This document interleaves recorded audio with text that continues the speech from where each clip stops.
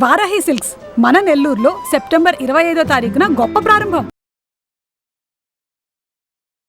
నమస్కారం, శ్రీమాత్రే నమః. Welcome to Suman TV. నేను గీతాంజలి. ప్రస్తుతం మనతో పాటు శ్రీచక్రపీఠం వ్యవస్థాపకులు, ప్రముఖ జ్యోతిష్య పండితులు, సుమన్ టీవీ ప్రేక్షకులందరికీ ఎంతో సుపరిచితులైన బ్రహ్మశ్రీ డాక్టర్ ప్రదీప్ జోషి గురువు గారు ఉన్నారు.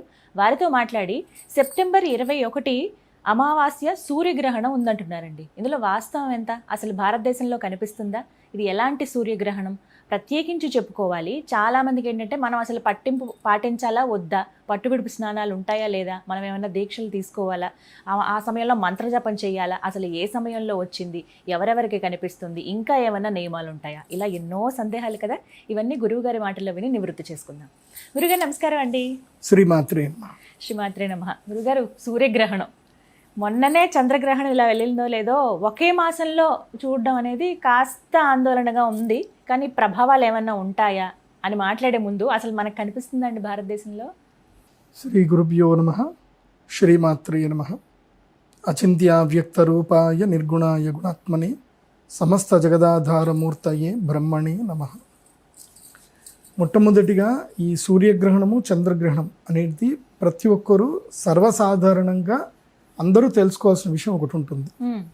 సూర్యగ్రహణం వచ్చినా చంద్రగ్రహణం పక్కా వస్తుంది, చంద్రగ్రహణం ఒక్కసారి వచ్చినా సూర్యగ్రహణం తప్పకుండా వస్తుంది. అంటే సూర్య చంద్ర గ్రహణాలు ఎప్పుడు కూడా 15 రోజుల గ్యాప్లో పక్కా వస్తాయి, అందులో డౌట్ లేదు. కాకపోతే ఒక ప్రదేశంలో కనిపిస్తే ఒక ప్రదేశంలో కనిపించవు. ఎందుకోసం అంటే మొట్టమొదటిగా మనం ఈ లాజిక్ తెలుసుకోవాలి. సూర్యగ్రహణం అంటే ఏంటంటే భూమికి సూర్యుడికి మధ్యన చంద్రుడు అడ్డం వస్తాడు. అప్పుడు ఏమవుతుంది అంటే మనకి సూర్యుడు కనబడాడు, కాబట్టి అది సూర్యగ్రహణం. ఎందుకోసం అంటే చంద్రుడు భూవాసులకి సూర్యుడికి అడ్డంగా కనిపిస్తాడు కాబట్టి అది సూర్యగ్రహణం. అయితే సూర్యుడు చంద్రుడు శీఘ్రగతియే, భూమి కూడా శీఘ్రగతిమే. సో భూమి మీద మనం తిరుగుతూనే ఉంటాము, చంద్రుడు కూడా శీఘ్రంగా వెళ్తానే ఉంటాడు. అయితే సూర్యగ్రహణము రేర్ ఫ్యాక్ట్గా కొంచెం సేపు మాత్రం ఉంటుంది, అది కూడా కొన్ని ప్రాంతాల్లో మాత్రమే కనిపిస్తుంది పాక్షికంగా. అంటే సూర్యగ్రహణం ఎప్పుడైనా సరే ట్రావెల్ అవుతూ ఉంటుంది. అంటే ఒక ప్రదేశంలో కొంచెం కనిపిస్తుంది, ఇంకో ప్రదేశంలో కొంచెం కనిపిస్తుంది, కానీ స్టేబుల్గా అంతగా ఒకే దగ్గర కనబడడం అనేది రేర్గా జరుగుతుంది. అది పోయిన సంవత్సరం షష్టగ్రహ కూటం జరిగింది, అది అందరం మనం చూసాము. దానికి సంబంధించి ఈ సంవత్సరం ఇప్పటికి సంవత్సరం అవుతుంది జూన్కి. పోయిన సంవత్సరం జూన్లో వచ్చింది, జూన్కి సంవత్సరం అవుతుంది. సో ఎన్ని జలప్రళయాలు, ఎన్ని విపత్తులు చూసాం. ఈ సంవత్సరం కూడా భయంకరమైన విపత్తులన్నీ చూస్తూనే ఉన్నాం. ఇప్పుడు సూర్యగ్రహణము, చంద్రగ్రహణం వచ్చింది. అంటే చంద్రగ్రహణం అంటే ఏంటిది? భూమి యొక్క నీడ లోపలికి చంద్రుడు ప్రవేశించడము. అంటే సూర్యుడికి చంద్రుడికి 180 degrees ఉన్నప్పుడు సూర్యుడి యొక్క వెలుగు పూర్తిగా చంద్రుడి మీద పడితేనే దాన్ని పౌర్ణమి అంటారు. పౌర్ణమి రోజే ఏమవుతుంది అని అంటే చంద్రగ్రహణం కనిపిస్తుంది. సో చంద్రుడు ఏమవుతాడు అంటే భూమి కొంచెం దగ్గరగా రావడం వల్ల భూమి యొక్క నీడ లోపలికి ప్రవేశిస్తాడు. భూమి నీడ లోపలికి ప్రవేశించినప్పుడు భూవాసులకి చంద్రుడు కనబడకుండా ఉంటాడు, కాబట్టి ఇదే చంద్రగ్రహణం అంట. కాబట్టి ఇక్కడ కనబడ్డాడు అంటే అర్థమైంది అని అంటే మళ్ళీ ఇటు తిరిగి వచ్చేసరికి, అమావాస్యకి తిరిగి వచ్చేసరికి ఏమవుతుంది అని అంటే కొంచెము భూవాసులకు దగ్గర ఉంటుంది. కాబట్టి ఉదాహరణకి ఇప్పుడు నా చేయి ఇక్కడ పెట్టుకున్నాను, నేను ఇక్కడ దగ్గర నుంచి ఇలా అని అంటే నా కంటికి ఏదైతే కనబడాలో అది కనబడకుండా ఇది కొంచెం ఆపుతుంది. సేమ్ ఇప్పుడు కన్ను అనేది భూవాసుడు అనుకుందాం, ఇది చంద్రుడు అనుకుందాం. ఇప్పుడు చంద్రుడు ఇలా అడ్డం వచ్చాడు, కెమెరా అంటే ఇప్పుడు మీరు సూర్యుడు అనుకుందాం, ఇలా అడ్డం వచ్చాడు, ఇలా అడ్డం వచ్చి ఇలా వెళ్ళిపోయేసరికి కనబడదు. అట్లాగే సూర్యగ్రహణం కూడా అలాగే సంభవిస్తుంది. ఇప్పుడు సెప్టెంబర్ 21వ తారీఖు వచ్చే సూర్యగ్రహణం ఏంటంటే మన భారతదేశంలో కనబడదు, కాబట్టి దీనికి సూతక స్నానం ఉండదు, పట్టు స్నానాలు, విడుపు స్నానాలు ఏవి ఉండవు. అలాగే దేవాలయాలు మూయడము అలాంటి పద్ధతులు ఏవి అవసరం లేదు. అలాగే గర్భిణీ స్త్రీలకు కూడా ఇంట్లో ఉంటే మంచిది. ఎందుకోసమంటే సూర్యుడికి గ్రహణం ఏర్పడినప్పుడు అతి నీళ్ళలోహిత కిరణాలు ఎక్కడైనా పడతాయి. సో అక్కడెక్కడో అంటార్కిటిలో ఇది గ్రహణం జరుగుతుంది. సో అంటార్కిటికలో ఫిజీ అనే కంట్రీలో కనిపిస్తుంది, అక్కడ సంపూర్ణ సూర్యగ్రహణం, పూర్తిగా సూర్యగ్రహణం. సో మోస్ట్ ఆఫ్ ద జనావాసాలకు ఎవ్వరికి కనబడింది, ఇది అంతా కూడా ధ్రువ ప్రాంతంలో జరుగుతుంది కాబట్టి మనకి కనబడదు కాబట్టి మనకి పెద్దగా దీనివల్ల ప్రభావం అయితే ఏమీ లేదు. అయితే ఈ సూర్యగ్రహణం మాత్రం ఏంటంటే పర్వకాలము అంటారు. గ్రహణం అనేటువంటిది ఎప్పుడైనా పుణ్యకాలం, అది భూమి మీద ఎక్కడ సంభవించినా సరే అది పుణ్యకాలం అని అంటారు. పుణ్యకాలం అంటే అర్థమైంది, మనం జీవితంలో ఏదైనా ఒక పుణ్యం సంపాదించుకోవాలి అంటే ఒక సత్కర్మ చేయాలి, ఏదైనా ఒక జపము, మంత్రము, తపము, యాగము ఏది చేసినా 1000 రెట్లు ఫలితం ఎప్పుడు వస్తుంది అని అంటే కేవలం గ్రహణం అప్పుడు మాత్రం వస్తుంది. అది గ్రహణం కనబడిన చోట ఏంటంటే గ్రహణ ప్రభావము పూర్తిగా 100% ప్రభావం ఉంటుంది. గ్రహణం కనబడకపోయినా కానీ 1% ఉంటుంది, అంటే ఒకటో పాదం అంటే 25% ఉంటుంది. గ్రహణం కనబడే చోట 100% గ్రహణ ప్రభావం ఉంటుంది. కాబట్టి ఏమంటాను అంటే నేను ఈ గ్రహణానికి సంబంధించి ఎవరు కంగారు పడకండి, ఎవరు దిగులు పడకండి. అంటే ఇండివిజువల్ పర్సన్స్కి ఎవరికి కూడా ఈ గ్రహణం మీద పెద్దగా ఎఫెక్ట్ ఏమీ ఉండదు. కాబట్టి ఏ పలానా రాశి వాళ్ళకి బాగాలేదనో పలానా రాశి వాళ్ళకి బాగుందనో అంటారు, కానీ శాస్త్ర ప్రకారం ఏంటంటే గ్రహణం కనబడినప్పుడు మాత్రమే ఎక్కడైతే గ్రహణం కనిపిస్తుందో అక్కడ ఉండేటువంటి ప్రజలకి ఆయా రాశుల వాళ్ళకి ఆ ప్రభావం అనేది ఉంటుంది. సాధారణంగా అర్ధరాత్రి 11 తర్వాత అని అంటున్నారు కాబట్టి ఇంకా అసలు ఎలాగో నిద్రించే సమయం కాబట్టి అది పెద్దగా ఎఫెక్ట్ ఉండదు. అంటే జీవితంలో నాకేం అవసరం లేదు, నేను హ్యాపీగా ఇట్లాగే గడిపేస్తాను ఉన్నది ఉన్నట్టుగా అనుకునే వాళ్ళు హ్యాపీగా పడుకోవచ్చు. కానీ జీవితంలో నా జీవితంలో అద్భుతం జరగాలి, ఇది పర్వకాలము, ఈ కాలంలో నేను ఏదైనా సాధన చేస్తాను, లైఫ్లో ఏదన్నా టర్నింగ్ రావాలి అంటే నేను లైఫ్లో ఒక గొప్ప స్థాయి చూడాలి అని కలలు కనే వాళ్ళు మాత్రం పడుకోకూడదు ఆ రోజు. టైమింగ్ ఏంటండి, ఎప్పటి నుంచి ఎప్పటి వరకు? ఇది మన భారతదేశ కాలమాన ప్రకారం ఏంటంటే రాత్రి 11 గంటల నుంచి తెల్లవారుజామున 3 గంటల వరకు ఈ గ్రహణం ఉంటుంది. ఆల్మోస్ట్ 10:30కి నుంచి ఈ గ్రహణ ప్రభావం స్టార్ట్ అవుతుంది. ఇది సాధన చేయాలనుకునేటువంటి వాళ్ళు మాత్రం నదీ స్నానం చేయడము, నదీ తీరానికి వెళ్ళడము, లేదు ఇంట్లో పట్టు స్నానాలు పట్టుకోవడము, విడుపు స్నానాలు చేయడము, సాధన చేసే వాళ్ళకు మాత్రమే, అంటే తపస్సు జపం చేసుకునే వాళ్ళు మాత్రము యజ్ఞము యాగం చేయొచ్చు. ఎందుకోసం అంటే గ్రహణము ఉన్నటువంటి ఒక శక్తి ఏమిటంటే సాధారణ సమయములో ఒక మంత్రం చదివితే నీకు ఒక్క పుణ్యం, ఒక మంత్రం చదివితే ఒకసారి చదివినంత పుణ్యం వస్తే గ్రహణ సమయంలో ఒక్క మంత్రం ఒకసారి చదివినా అది 1000 సార్లు చదివిన పుణ్యఫలం వస్తుంది. సో మీరు గ్రహణ సమయంలో యాగం ఒక్క హవిస్సు తర్పణం చేశారు, 1000 తర్పణాలు చేసినట్టు. అదే 100 తర్పణాలు ఇస్తే 1,00,000 తర్పణం ఇచ్చినట్టు లెక్క. అంటే 1,00,000 సార్లు హోమం చేయాలంటే చాలా పెద్ద పని. అదే గ్రహణ సమయంలో 108 తర్పణాలు ఇచ్చామనుకోండి, 108 సార్లు స్వాహకారం ఇచ్చామనుకోండి, ఇంకా దాని మించిన శక్తి అద్భుతం ఇంకోటి ఉండదు. అది మేము స్వయంగా అనుభవిస్తున్నాము, మాకు తెలుస్తున్నాయి కూడా. ఎందుకోసమంటే అమ్మవారు ఒక శక్తి ఇచ్చింది. ఆ గ్రహణ సమయంలో ఎవరెవరికి నేను తేనె తమలపాకు ఇచ్చానో వాళ్ళందరూ క్యూర్ అయిపోయారు. ఆల్మోస్ట్ వాళ్ళందరూ కూడా. అది ఏందో విచిత్రం, నేను కూడా అసలు నమ్మను, ఒకసారి నమ్మని వ్యక్తిని. మా నాన్నగారు ఇది చెప్పిన తర్వాత ఈ పద్ధతి పాటించిన తర్వాత నమ్మాల్సి వస్తుంది. మిరాకిల్స్ జరుగుతున్నాయి మిరాకిల్స్. నేను మెడికల్ సైన్స్ చదువుకున్నా, మెడిసిన్ వేసుకుంటే తప్ప తగ్గని రోగాలు కూడా కొన్ని. ఈ మందు ఇచ్చిన తర్వాత గ్రహణ సమయంలో అమ్మవారికి అభిషేకం చేశాం. మీకు కావాలంటే ఆ వీడియో ఇస్తాను, ఆ వీడియో కూడా అందరికీ చూపించండి. గ్రహణ సమయంలో మేము అమ్మవారికి, రాజశ్యామల అమ్మవారికి అభిషేకం చేస్తాం తేనెతోటి. ఆ గ్రహణ పర్వకాలలో అభిషేకం చేసిన తేనె తమలపాకు ఇస్తాను. ఆ తేనె తమలపాకు లవంగం ప్రసాదంగా ఇస్తాం. అది ఏంటో కానీ అది తీసుకున్న ప్రతి ఒక్కళ్ళకి అద్భుతం అయిపోతాయి. మాటలు రాని పిల్లవాడికి కూడా మాటలు రావడం స్టార్ట్ అయింది.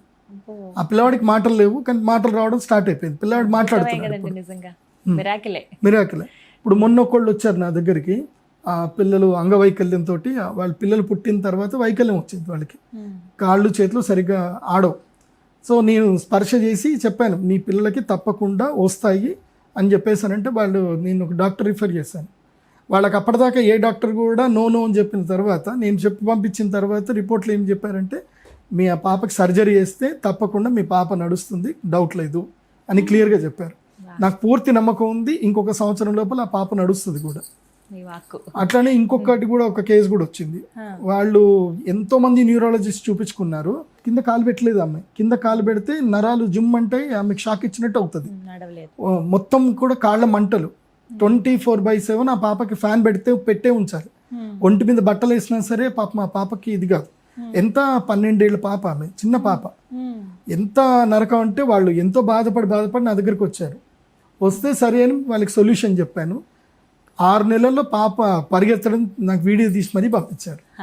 సో కొన్ని అద్భుతాలు జరుగుతున్నాయి. గ్రహణ సమయంలో మంత్రసిద్ధి పొందినటువంటి వాళ్ళ దగ్గరికి వెళ్ళిన రుద్రశూల స్పర్శ ఇచ్చిన అద్భుతాలు జరుగుతాయి, అందులోపల డౌట్ లేదు.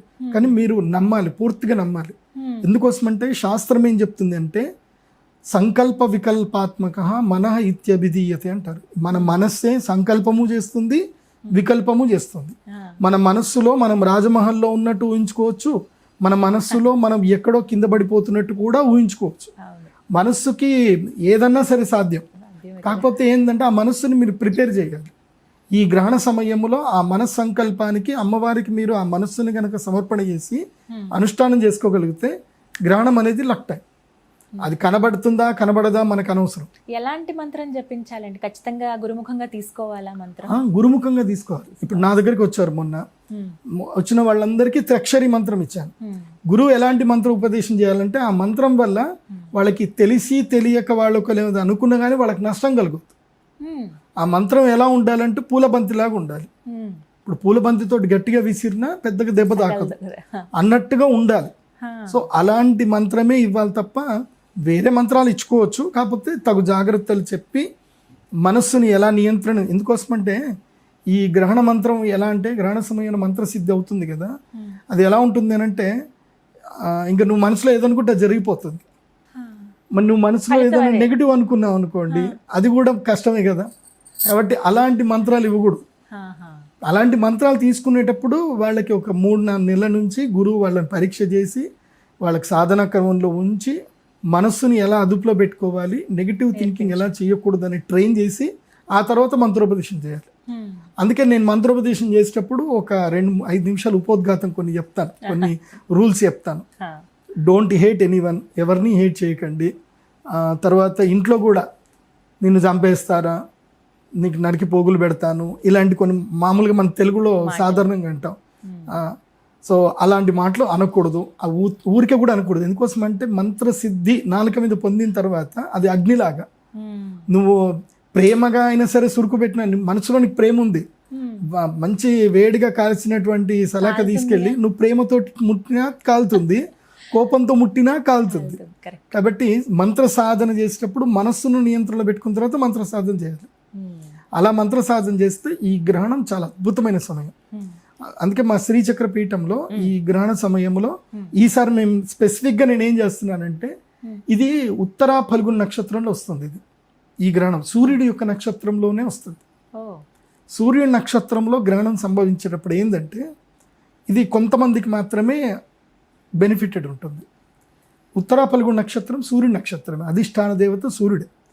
తన నక్షత్రంలోనే గ్రహణం జరుగుతుంది కాబట్టి ఎవరైతే ఈ గ్రహణ సమయంలో సూర్యుడికి గాయత్రి మంత్రముతో హవిస్సు నివేదన చేస్తారో వాళ్ళకి రాజయోగ సిద్ధి కలుగుతుంది. సో ఎవరెవరు ఈ గ్రహణ సమయంలో రావాలంటే, ఒకటి ఆత్మజ్ఞానం కావాలి, మోక్షం రావాలి అనుకునేటువంటి వాళ్ళు. అంటే కొంతమందికి వయసు అయిపోతుంది, వాళ్ళకి ఏం చేయాలో అర్థం కాదు, జీవితం అంతా చూసుకుంటే పిల్లల కోసం చేసిందే కనిపిస్తుంది తప్ప వాళ్ళ కోసం వాళ్ళు చేసుకున్నది ఏది కనిపించదు. తీరా చూస్తే పిల్లలు ఏమైనా ప్రేమగా ఉన్నారు అంటే వాళ్ళు కూడా ప్రేమగా ఏమి ఉండరు, ఏదో ఫోన్లు చేసి మాట్లాడతారు, తిన్నావా, ఇంకేం సర్లే పడుకో అనే రకంగానే ఉంటారు. సో అది వాస్తవం. మారుతి ఎవరో డైరెక్టర్ చూపించాడు పండుగ చేసుకో సినిమాలో, కరెక్ట్గా చూపించాడు. అంతే, పిల్లలందరూ అంతే ఉంటారు. ప్రేమ ఉన్నా వాళ్ళు ఏం చేయలేరు. ఎందుకోసం అంటే వాళ్ళ పిల్లలు వాళ్ళ సంసారాలు చేసుకోవాలి కాబట్టి అంతే ఉంటారు ఇంకా. సో అలాంటి తల్లిదండ్రులకి, అలాంటి పెద్దవాళ్ళకి ఈ గ్రహణం సాధనం. ఎందుకోసమంటే ఇది మహాలయ అమావాస్య. మీ జీవితంలో ఎన్ని పాపాలు చేసినా, అంటే తెలిసి తెలియక చేసిన పాపాలు ఏమి ఉన్నా కర్మ అయితే అనుభవించాల్సింది. కాకపోతే అమ్మవారి సన్నిధానంలో ఈ గ్రహణ సమయంలో అనుష్ఠానం చేసుకుంటే వాళ్ళకి సూర్యలోకంలో ఆతిథ్యం వస్తుంది భవిష్యత్తులో. ఎందుకోసమంటే చనిపోయినటువంటి వాళ్ళు 3 లోకాలకు వాళ్ళు వెళ్ళాల్సింది ఉంటుంది. తండ్రి, తాత, ముత్తాత, ముగ్గురు ఉంటారు. సో తండ్రి ఇమీడియట్లీ చంద్రలోకానికి వెళ్తాడు, తాత సూర్యలోకంలో ఉంటాడు, ముత్తాత బ్రహ్మలోకంలో అంటే ఊర్ధ్వలోకంలో ఉంటారు. సో ఈ 3 లోకంలో ఉన్నటువంటి వాళ్ళకి మోక్షసిద్ధి కలగాలి అన్నప్పుడు ఏంటంటే ఈ మంత్రోపదేశము ఇప్పుడు ఇక్కడ కనుక మీరు మంత్రం చేసుకుంటే రేపు భవిష్యత్తులో మీ పిల్లలు మీకు శ్రాద్ధం చేసినా చేయకపోయినా గ్రహణ సమయంలో సూర్యుడి గనక సరిగ్గా తర్పణాలు వదిలి సూర్య మంత్రముతో గనక అనుష్ఠానం చేసుకుంటే అరుణం అని ఒకటి ఉంటుంది అనమాట, అరుణ ప్రశ్న అని ఉంటుంది. దానితో సూర్యుడికి సరిగ్గా హవిస్సు నివేదన చేసుకుంటే మరణం తర్వాత కూడా వాళ్ళకి సూర్యలోక ప్రాప్తి కలుగుతుంది. సూర్యలోకంలో వాళ్ళకి ఆతిథ్యం దొరుకుతుంది. ఇక్కడ వాళ్ళ పేరు మీద దానం చేసినా చేయకపోయినా ఏది జరిగినా, అంటే ఇప్పుడు శ్రాద్ధం చాలా మంది మనస్ఫూర్తి కూడా చెయ్యరు. ఏదో ఇక సర్లే మాకేం ఆస్తి రాసి పెట్టలేదు, ఏం చేయలేదు, ఇట్లా అంటే మనస్సు వికారంతో ఉంటుంది అనమాట. ఎప్పుడు కూడా మంచి పని చేయడానికి మనస్సుకి ఎప్పుడు కూడా చైతన్యం అనేది దోహదపడదు. తల్లిదండ్రులను ద్వేషిస్తారు, చనిపోయిన వాళ్ళని తిట్టుకుంటారు. మా తాత ఆ పొలం అమ్మేసిండు, గచ్చిబొల్ల మాకు 4 ఎకరాల పొలం ఉండే, మా తాత 90sలో అమ్మేసిండు, అప్పుడు అమ్మకపోతే ఇవాళ మేము కోటీశ్వర్లం అవుతుంటుంది, ఇలా చెప్పుకుంటారు. ఆ తాతల్ని తిట్టుకుంటారు కూడా. అలాంటివి చేయకూడదు. కాకపోతే ఏంటంటే ఎవరు ఏదైనా సరే నీ ఆత్మోద్ధారానికి నీకు ఈ గ్రహణం ఉపయోగపడుతుంది. ఒకటి స్వీయ ఆత్మోద్ధారణ కోసం గ్రహణం ఉపయోగం. ఎందుకోసం అంటే మహాలయ అమావాస్య. ఈ మహాలయం అంటే అన్నిటినీ లయం చేసేస్తుంది మహాలయ అమావాస్య. తర్వాత అంటే వీళ్ళకే కాదు, వాళ్ళ తాతలకి కూడా ఇది మంచి శక్తిని ఇస్తుంది. అంటే ఊర్ధ్వలోకంలో ఉండేటువంటి వాళ్ళకు కూడా మహాలయ అమావాస్య రోజు సూర్య తర్పణాలకి ఇస్తూ సూర్యగ్రహానికి ఆ యాగం గనక చేయగలిగితే వాళ్ళకి మోక్షం కలుగుతుంది. అందుకే మోక్షం అని చెప్పాను. మోక్షంకి ఇది మంచి సాధన. రెండవది ఏమిటంటే గనక శరీరంలో రుగ్మతలు, ముఖ్యంగా ఎముకలకి సంబంధించి స్కిన్కి సంబంధించిన సమస్యలు ఉన్నటువంటి వాళ్ళు ఈ గ్రహణ సమయంలో తర్పణం చేసుకొని హవిస్సు నివేదన చేసుకొని, సో మేము ఇలాంటి శ్రీచక్ర స్ఫటికలింగం ఇస్తాం. స్ఫటికము సూర్యుడికి ఇది ప్రతిబింబం కాబట్టి ఈ శ్రీచక్ర స్ఫటికలింగం ఇచ్చి గ్రహణ సమయంలో అభిషేకం చేస్తాం. ఈ అభిషేకం చేసిన నీటిని ఒక వాటర్ బాటిల్ తెచ్చుకోండి, 5 లీటర్ల క్యాన్ అయినా తెచ్చుకోండి, బిస్లెటరీ వాటర్ క్యాన్లు అయినా తెచ్చుకోండి. ఆ నీళ్లు అభిషేకం చేసిన నీళ్లు దాచిపెట్టుకోవాలి. గ్రహణ సమయంలో అభిషేకం చేసిన నీళ్లు దాచిపెట్టుకోవాలి. రోజు తీర్థంలాగా తీసుకున్నారనుకోండి, శరీరంలో రుగ్మతలు మెల్లిమెల్లిగా తగ్గిపోతూ ఉంటాయి. అస్థిగత రోగాలు, ఇప్పుడు పూర్వజన్మ కృతం కర్మ పాపకర్మ వ్యాధి రూపేణ పీడ్యతే. అంటే పూర్వజన్మ చేసినటువంటి పాపకర్మలు ఏమైనా ఉంటే కనుక పాపకర్మలు వ్యాధి రూపంలో పీడిస్తాయి. అదే గ్రహణ సమయంలో శ్రీచక్ర స్ఫటికలింగానికి పూజ చేసుకొని ఆ తీర్థాన్ని కంటిన్యూగా తీసుకున్నట్లయితే వ్యాధులు క్రమేపీ తగ్గుతాయి. అది కాకుండా నేను కొన్ని ఆయుర్వేద ఔషధాలు కూడా చెప్తాను. దీనికి కంబైన్డ్గా కాంబినేషన్గా ఆయుర్వేదం కనుక తీసుకుంటే ఇటు పుణ్యము అటు పురుషార్థం రెండు కలిసి అక్కడనే మా అమ్మవారి టెంపుల్లోనే చేస్తాం, పీఠంలోనే సమయానికి రావాల్సి ఉంటుందా? తప్పకుండా రావాలి. రాత్రి గ్రహణం అంటే టెంపుల్ క్లోజ్ చేస్తారు కదా దేవాలయం. ఇప్పుడు గ్రహణము మేము టెంపుల్ క్లోజ్ చేసినా బయట పూజ చేస్తాం కదా. ఇప్పుడు చంద్రగ్రహణం వచ్చింది, అమ్మవారి దేవస్థానం మూసేసాము, కానీ మేము దేవస్థానము ఏదైతే ప్రాంగణంలో చేయిస్తాం. ఇప్పుడు గ్రహణం ఇప్పుడు లేదు, మనకి పర్వకాలం మాత్రమే, గ్రహణ నియమాలు లేవు, ఆలయం మూయడం లేదు. కాబట్టి అక్కడికి వచ్చి చక్కగా ఇది ఇస్తాం, దీనికి పూజ చేసుకోవాలి. శ్రీచక్రం పైన శ్రీచక్రం ఉంటుంది, కింద లింగం ఉంటుంది.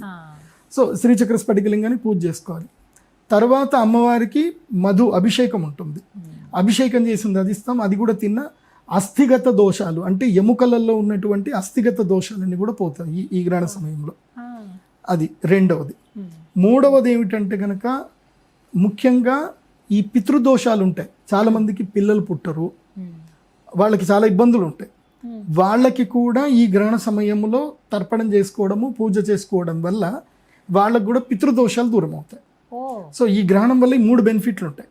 నేను రాజయోగం చెప్పట్లా, ఇంకా రాజయోగం చెప్పలే. రాజయోగం ఒక్కళ్ళకే వర్తిస్తుంది. అది ఎవరికంటే ఎవరైతే ఆల్రెడీ రాజకీయాల్లో ఉండి మళ్ళీ పదవికాంక్ష ఉంది, పదవి పొందాలనుకునేటువంటి వాళ్ళు మాత్రం ఈ గ్రహణ సమయంలో అరుణ తంత్ర యాగం చేయించుకుంటే గనక వాళ్ళకి సిద్ధి కలిగే అవకాశం ఉంటుంది, రాజయోగ సిద్ధి కలిగే అవకాశం ఉంటుంది వాళ్ళకి మాత్రం.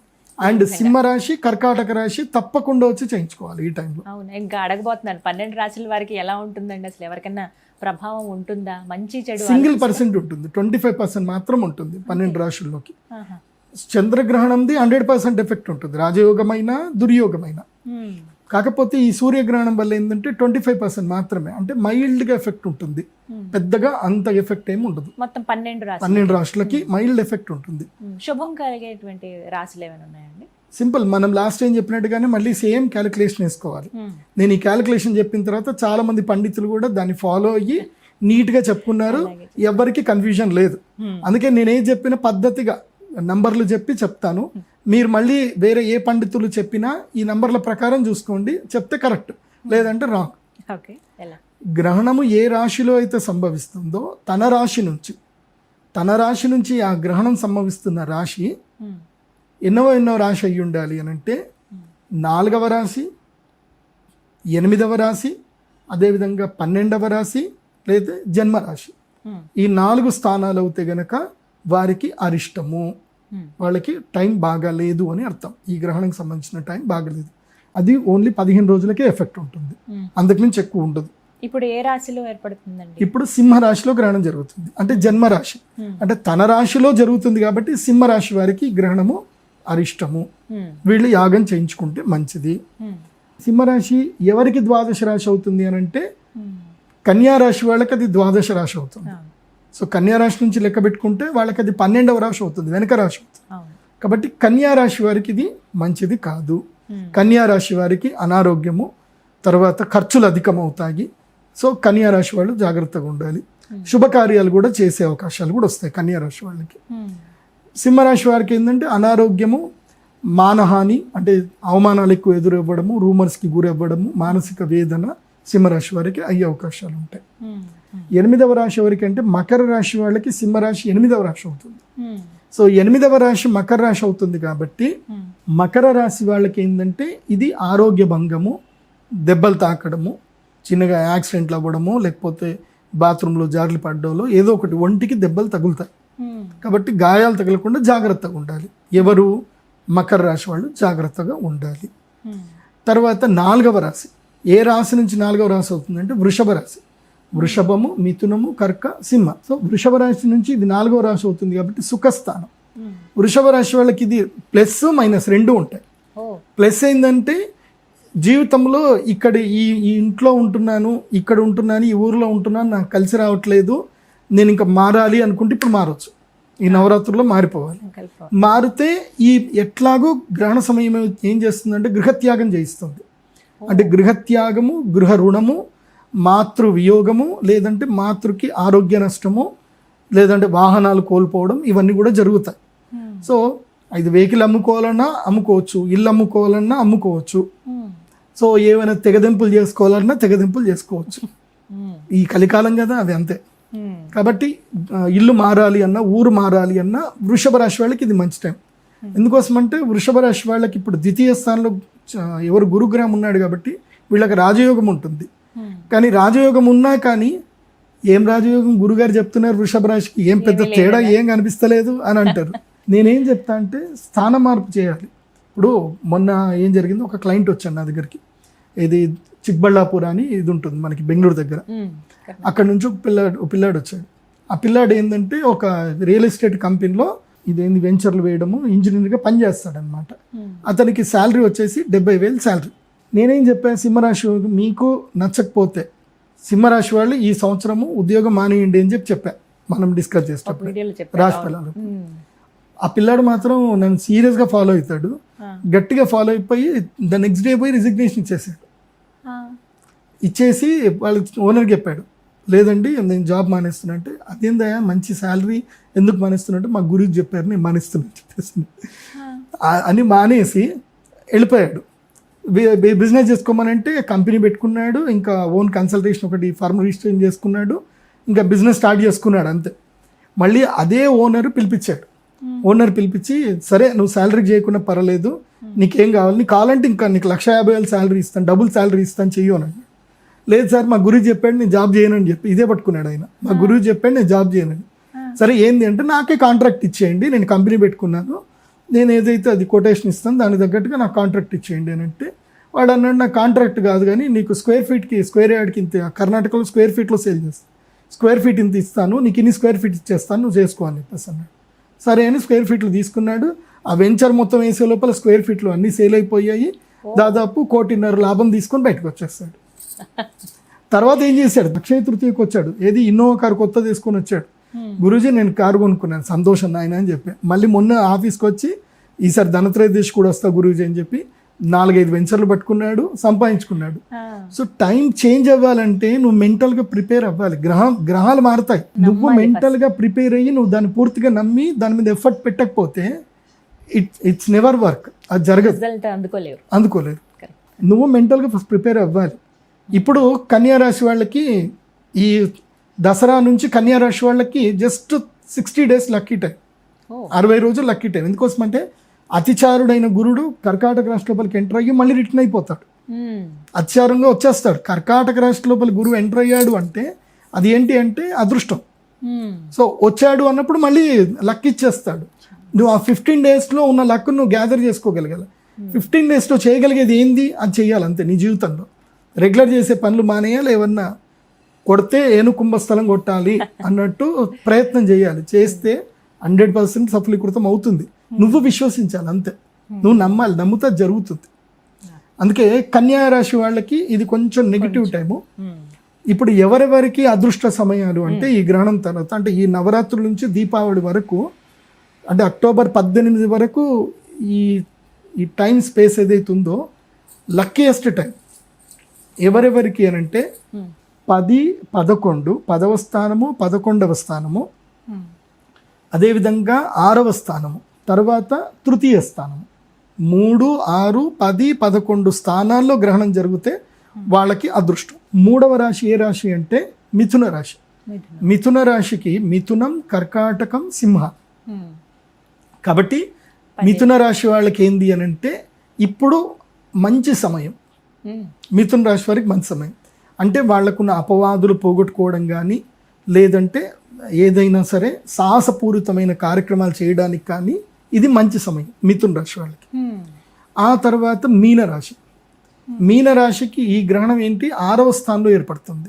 మీనరాశికి ఏళ్ళనాటి శని ఉంది, అయినా సరే వీళ్ళకి లక్ టైం ఉంది కాబట్టి ఈ సమయంలో ఏదైనా సరే రుణాలు తీర్చేసుకోవడము, సెటిల్మెంట్స్ చేసుకోవడము, అప్పులు తీర్చేయడము, ఇదంతా కూడా మీన రాశి వారికి ఇది మంచి సమయం. ఏది ఈ 15 రోజులే, ఇంతకన్నా ఎక్కువ లేదు. టైం డ్యూరేషన్ చాలా తక్కువ, 15 రోజులు. మళ్ళీ పూర్ణ చంద్రుడు వచ్చేంత వరకు మాత్రమే ఈ ప్రభావం ఉంటుంది. ఆ తర్వాత 2 రాశులు, అదేమిటంటే తులారాశి, వృశ్చిక రాశి. ఈ 2 రాశులకు ఏంటంటే కనుక అదృష్ట యోగం. విదేశాలకు వెళ్ళాలన్నా, ఉద్యోగంలో మార్పు తెచ్చుకోవాలన్నా, వ్యాపారం చేయాలి అన్నా వీళ్ళకి లక్ టైం. అందులోపల తులారాశి వాళ్ళకైతే అద్భుతమైన టైం ఇది. ఎందుకోసం అంటే వీళ్ళకి 9వ ఇంట్లో గురువు ఉన్నాడు, ఈ గ్రహణం వీళ్ళకి ఇంకా కలిసి వస్తుంది. కాబట్టి తులారాశి వాళ్ళకి పట్టిందల్లా బంగారంగా ఉంటుంది ఈ నెల రోజుల పాటు. ఇది అక్టోబర్ 18 వరకు, సెప్టెంబర్ 21 నుంచి అక్టోబర్ 18, 22 అనుకోండి, దీపావళి వరకు. ఈ నెల రోజుల డ్యూరేషన్ మాత్రం సూపర్గా ఉంటుంది. మిగతా రాశులు అయితే సాధారణంగా normal, not good not bad. ఇది కుంభరాశి, అదేవిధంగా కర్కాటక రాశి, తర్వాత ధనుస్సు రాశి. సో ఈ రాశి వాళ్ళకి ఏంటంటే నాట్ గుడ్ నాట్ బ్యాడ్. మేషరాశి కూడా సింపుల్గా ఉంటుంది. ఈ విధంగా ఉండబోతుంది మన గ్రహణం. ఒక నెల రోజులు 15 రోజుల వరకు ఆ ప్రభావం ఉంటుందండి గ్రహణం నుంచి చూసుకుంటే కనుక. 15 days జాగ్రత్తగా ఉండవలసిన వారు జాగ్రత్తగా ఉండాలి. అదృష్టం వస్తుందన్న వాళ్ళు అది అందుకునే ప్రయత్నం అయితే చేయాలని అంటారు. అయితే ఈ విశేషంగా ఈ యాగాలు, ఈ అభిషేకాలు అయితే జరుగుతున్నాయి పీఠంలో అయితే ప్రతి అమావాస్యకి మా పీఠంలో. ఇంకోటి ఏంటంటే శత్రుబాధ. చాలా మందికి ఏంటంటే జీవితంలో శత్రుబాధ, రుణబాధ, మనిషిని కింద పడేసేది అదే. ఎందుకోసం అంటే మనం మంచిగానే ఉంటాం, ఎవడో వచ్చి మోసం చేస్తాడు. జీవితంలో పడిపోయేది మోసం వల్ల మాత్రమే పడిపోతాం, లేదా రుణం వల్ల పడిపోతాం. 3 రూపాయల వడ్డీకి, 5 రూపాయల వడ్డీకి తీసుకుంటాం. లేదంటే ఎవడో కూడా వస్తాడు, అగ్రిమెంట్ చేసుకుంటాడు, మన ల్యాండ్ అమ్మనివ్వడు, వాడు కొనుక్కోడు, కోర్టులో కేసు వేస్తాడు. ఇట్లా చాలా మందికి చాలా ఇబ్బందులు. ఏ ఇబ్బంది ఉన్నా మా శ్రీచక్ర పీఠానికి వచ్చి అమావాస్య రోజున బగళాముఖి చేసుకోండి. ఇప్పుడు ఈ అమావాస్య ఏంటంటే బగళాముఖి సమేతంగా సూర్యయాగం కాబట్టి ఈ సమయం చాలా పర్ఫెక్ట్ సమయం ఇది. కాకపోతే మీరు వస్తే మీకు ఒక లాకెట్ ఇస్తాం, రావుకేతు లాకెట్ ఇస్తాము. అమ్మవారిది యాగం చేసుకోండి. జస్ట్ 18,000 ఉంటుంది. ఇంక ఎక్కువ లేదు తక్కువ లేదు, ఓన్లీ 18,000. ఎంతమంది వచ్చినా యాగం ఉంటుంది, రాత్రిపూట యాగం ఉంటుంది. యాగం చేసుకొని తెల్లారితే మళ్ళీ దేవి నవరాత్రులు ప్రారంభమవుతాయి. చక్కగా గంగా నది స్నానం చేసి సరస్వతి అమ్మవారి దర్శనం చేసుకొని మీ జీవితంలో కావాల్సిన పనులు మీరు వెళ్ళిపోండి, బాగుంటుంది. కాబట్టి శ్రీచక్ర పీఠాల్లో మాత్రమే ఈ యాగం జరుగుతుంది, వేరే ఎక్కడ కూడా జరగదు. వచ్చిన ప్రతి ఒక్కరికి ఏంటంటే ఈ శ్రీచక్ర స్ఫటికలింగము, రావుకేతు లాకెటు, అదేవిధంగా అమ్మవారి యొక్క శ్రీచక్రం బిళ్ళ, ఇవి అందరికీ కానుకగా ఇవ్వడం జరుగుతుంది. అవి తీసుకొని మీరు మీ అనుష్ఠానాలు చేసుకుంటే జీవితంలో బాగుపడతారు. అది ఎప్పుడైనా సరే అనుష్ఠానం చేసుకునేటప్పుడు వాటితోనే చేసుకోవాలి. గ్రహణ సమయంలో గురువు దగ్గర నుంచి ఉపదేశం తీసుకున్నా, గురువు నుంచి ఏ మంత్రం తీసుకున్నా అది తప్పకుండా సత్ఫలితాన్ని ఇస్తుంది. మొన్న అందరికీ త్రక్షరి మంత్రం ఇచ్చాను. నెక్స్ట్ ఇయర్ వాళ్ళందరూ గుడ్ న్యూస్ తోటి వస్తారు. నెక్స్ట్ ఇయర్ ధనత్రయోదశి కనుక వాళ్ళందరూ వస్తారు హ్యాపీగా. ఈసారి ధనత్రయోదశికి కూడా వస్తారు చాలా మంది. ఈసారి ధనత్రయోదశికి 150 మందికి అవకాశం ఇస్తున్నాం. 150 మంది వస్తారు ఒక 50 మందికి ఎక్స్ట్రా ఈసారి ఇచ్చాం. ఈసారి కానీ అదృష్టమేనండి ఈ సమయంలో తీసుకోవడం అనేది. అందులో ఆదివారం సెలవు రోజు కాబట్టి ఆసక్తి ఉన్న వాళ్ళందరూ, సమయం ఉంది అన్న వాళ్ళు కుదుర్చుకుని మరీ వచ్చి ఆ రోజున శ్రీచక్రపీఠాన్ని సందర్శించండి. గురువుగారు చేయించేటువంటి పూజా కార్యక్రమాల్లో పాల్గొనండి. ధన్యవాదాలు గురుగారు. శ్రీమాత్రే.